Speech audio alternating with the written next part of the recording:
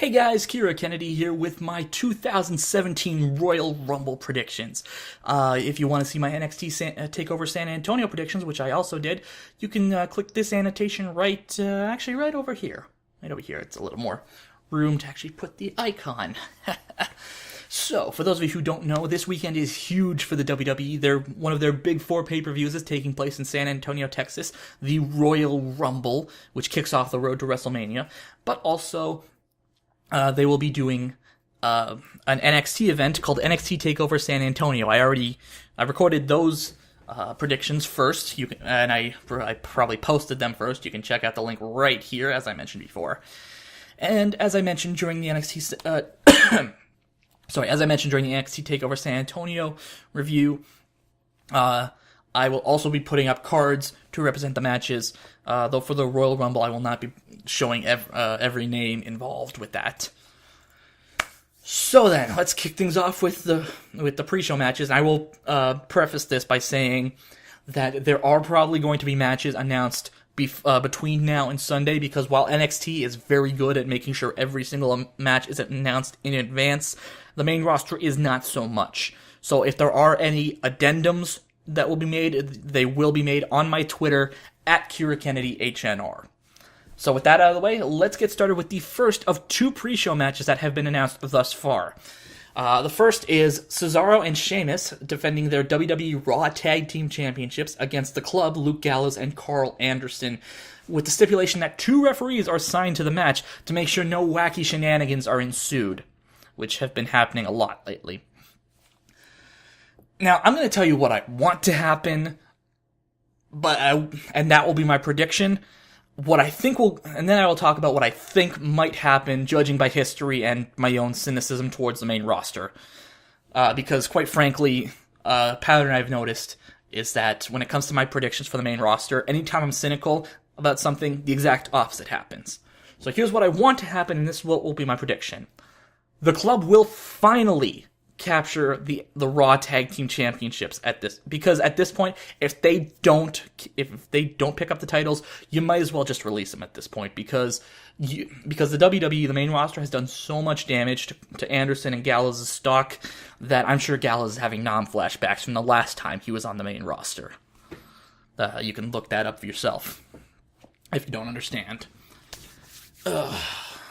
Now, what I think is actually going to happen, not my prediction, what my cynicism is telling me is going to happen, is that there will be more shenanigans and Cesaro and Sheamus will somehow retain their titles, which I do not want to happen. I want Gallows and Anderson to win the titles, and that's what I'm going to say will happen. That's my prediction, basically. Up next, we have a singles match, Sasha Banks taking on Nia Jax. Honestly, I'm kind of disappointed with the way Sasha Banks is being used, and I think at this point, the only logical thing that could happen is Nia Jax, as much as I hate to say it, Nia Jax beating the ever-loving crap out of Sasha and just completely dominating her and winning the match. There's really no other prediction I could give. This is probably one of the most given matches on the card. Up next, we have a 6-woman tag team match. Becky Lynch, Nikki Bella, and Naomi taking on Alexa Bliss, Mickie James, and Natalya. This one is just one of the classic matches WWE does, where they try to throw as many people in a division into a match just for the sake of whatever, with no rhyme or reason, no kind of storyline. Realistically, I'm gonna call it this way. I think Naomi will pin Alexa Bliss to win the match, thus setting Naomi up for a future WWE SmackDown Women's Championship title, because Alexa Bliss is the current SmackDown Women's Champion. It's a bit of a shot in the dark, but basically this match has had no build to begin with, so any prediction will be a shot in the dark anyways. Up next, we have a match for the WWE Cruiserweight Championship. You have Rich Swann defending his title against the king of the Cruiserweights, Neville. And this one, again, I think it's kind of a given here. I think Neville is coming out on top here, because he just came back. He's got so much momentum from turning heel, becoming a bad guy, for those of you who don't watch wrestling or don't understand the terminology. And he's just been the most interesting part of the Cruiserweight division since they came back. Aside from Jack Gallagher, but he's mostly been relegated to being a comedy gimmick, which is kind of the kiss of death in wrestling. So, yeah, Neville becomes Cruiserweight Champion at this point.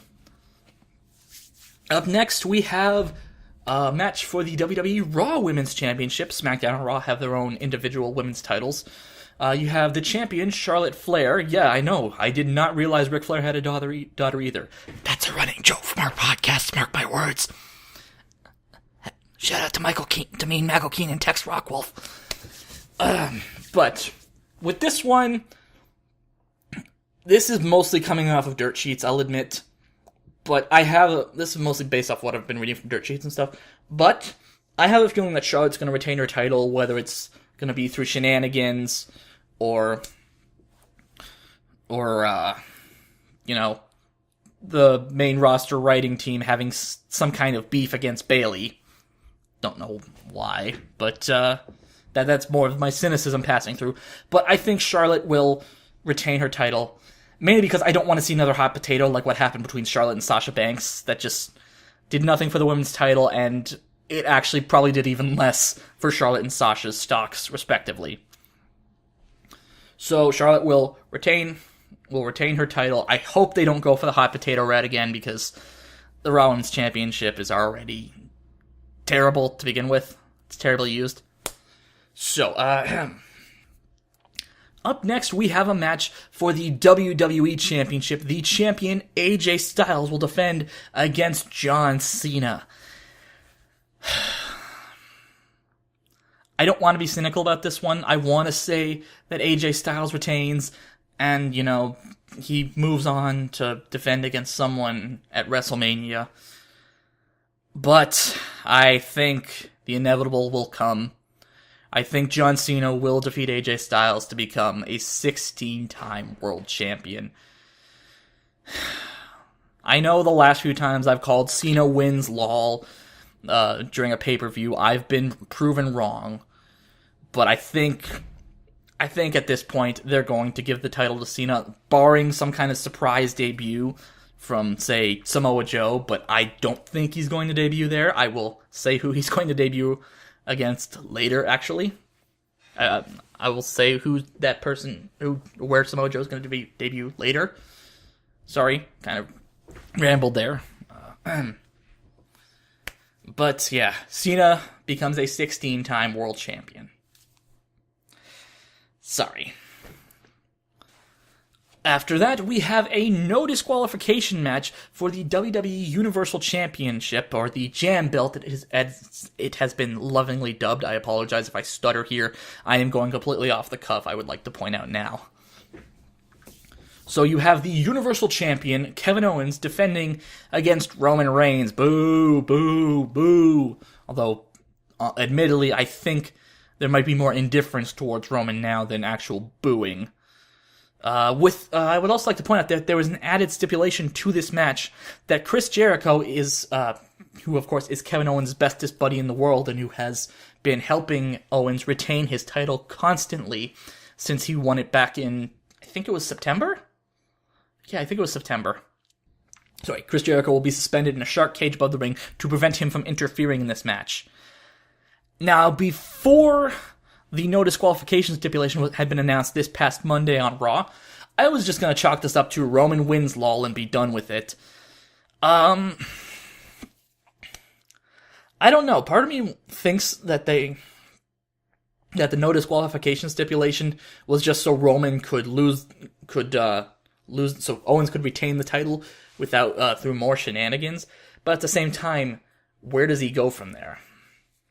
So, you know what? I'm going to say it. I'm going to say it here. I was originally just going to, again, just say, I know I wasn't going to say Roman wins lol, but Roman wins lol.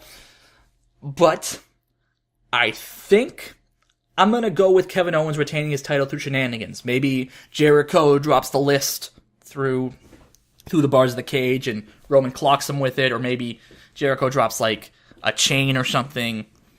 So I think there will be shenanigans. It's going to take a lot of shenanigans, given how WWE wants to shove Roman down our throats. But I think Owens will retain and maybe go on to feud with Jericho for WrestleMania. It's kind of a shot in the dark. And if Roman does win, fine, whatever. And finally, we come to our main event of the evening, provided there isn't a last-minute addition to the card, like, say, Jericho defending his United States Championship against, I don't know. It is the 2017 Royal Rumble match. 30 men all vying for the chance to win an opportunity at either the WWE Championship or the WWE Universal Championship at WrestleMania in Orlando, Florida. The match basically goes like this. 2 men start in the ring. Every 90 seconds, another man enters, and the only way to be eliminated from the match is to be thrown over the top rope with both your feet touching the floor. The last man standing at the end gets the aforementioned title shot at WrestleMania. Now, there are currently 22 names confirmed for the Royal Rumble this year. Representing Raw, you have Bill Goldberg, Brock Lesnar, Big E, Kofi Kingston, and Xavier Woods. Representing the New Day, Chris Jericho, Braun Strowman, Cesaro, Sheamus, Big Show, Sami Zayn, Big Cass, and Rusev. Representing SmackDown Live, you have Baron Corbin, Dean Ambrose, The Miz, Dolph Ziggler, Bray Wyatt, Randy Orton, Luke Harper, and my buddy Tex Rockwell's favorite wrestler, Mojo Rawley. Spoilers, I don't think he's gonna win. In fact, I think he's gonna be on the receiving end of one of the more brutal eliminations. At least that's what I'm hoping. Now, there is also one wrestler who is unaffiliated with the brand that is confirmed for the Rumble, and that is The Undertaker. Now, actually, Undertaker and Goldberg are the 2 wrestlers who are the kind of the heavy favorites to win alongside Braun Strowman. I don't think any of those guys are going to win, but I'll get into that in a minute.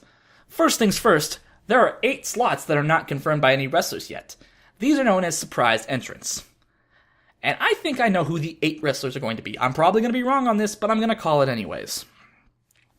Surprise entrant number 1. At number 10, the Perfect 10, Tye Dillinger. I mentioned him earlier in my NXT TakeOver San Antonio review, that was part of the reason why he was going to lose his match with Eric Young. You can also check out that review right here again.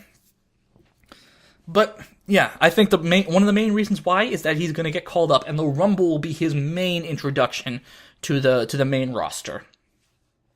Surprise entrant number 2. I think it's going to be the former 2-time NXT champion Samoa Joe, making his debut probably closer to the middle of the Rumble. I don't know. Could be wrong. Surprise entrant number 3 is going to be the first of 5. That's right, 5 competitors from WWE's recent UK Championship tournament. Probably gonna be wrong about at least 2 of these, but I think 5 are gonna be called up. The first of these 5 is the first ever WWE United Kingdom champion Tyler Bate, who won the tournament in a phenomenal match against Pete Dunne. If you follow me on Twitter at KiraKennedy HNR, that was probably like the best match of the entire tournament and one of the best matches WWE's put on this year so far. The second surprise entrant from the UK Championship tournament will be Tyler Bates' opponent from the finals, Pete Dunne. The guy really impressed during the entire tournament, really making a name for himself, getting people to talk about him throughout the tournament. Whether it was him clocking Sam Gladwell or Gradwell, I think his name was Gradwell. I forgot his name already. But it was him clocking Sam Gradwell, or his cheap shot on Tyler Bate right before the final match, right before the finals of that tournament. So I think he's gonna show up in the Rumble and really make a big impression there. Number 3 from the UK Championship tournament will be Tyler Bates' former Mustache Mountain tag team partner Trent Seven, who gave an okay showing in the tournament. Finished in he got eliminated in the quarterfinals, I believe, by Wolfgang. But I think he's going to show up there, mainly because of his connection to Tyler Bate. Number 4, one of my picks to have actually won the tournament, former WCPW champion Joseph Connors, because hashtag I'm a Joseph Connors guy. And finally, entrant number 5 from the from the United Kingdom Championship tournament, Mark Andrews, the former TNA wrestler, known as Mandrews at that point. I think he was one of the more impressive superstars from that tournament, mainly because I love that high-flying style, and I don't know, I'd like to see how he does in the Royal Rumble. I'd like to see him maybe try to steal Kofi Kingston's thunder with some kind of acrobatic feat to avoid elimination, which is usually, again, Kofi's shtick. I'm not going to try to predict how Kofi avoids elimination in this one, because I'm not Adam Lampier from What Culture, let's put it that way. Anyways, that leaves us with our final surprise entrant, and I don't think it's going to be Kurt Angle. I don't think it's going to be Kenny Omega. I think it's going to be a man who was on the injury shelf from SummerSlam, since SummerSlam. That's right. I think the final surprise entrant, possibly at number 30, will be the former NXT champion, the first ever Universal champion, not Kevin Owens. He only won the title through vacating after Finn Balor suffered a shoulder injury due to a botched powerbomb. But Finn Balor will be the final surprise entrant, and while I don't think he's going to win, even though he's one of my top 2 picks, I think the actual winner will be, again, the former 2-time NXT champion, Samoa Joe.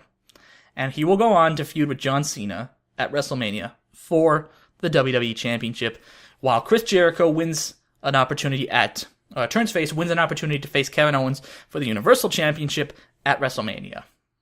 In a different match, maybe at the Raw pay-per-view, which maybe he wins an opportunity at Fastlane, the Raw pay-per-view for February.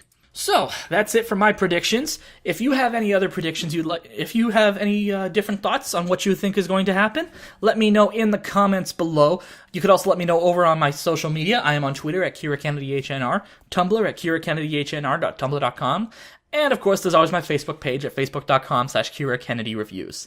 And if you'd also like to check out my predictions for NXT TakeOver San Antonio, like I mentioned, you can do so right here. With all that out of the way, I'm Kira Kennedy, and thank you for watching. Peanut butter disaster.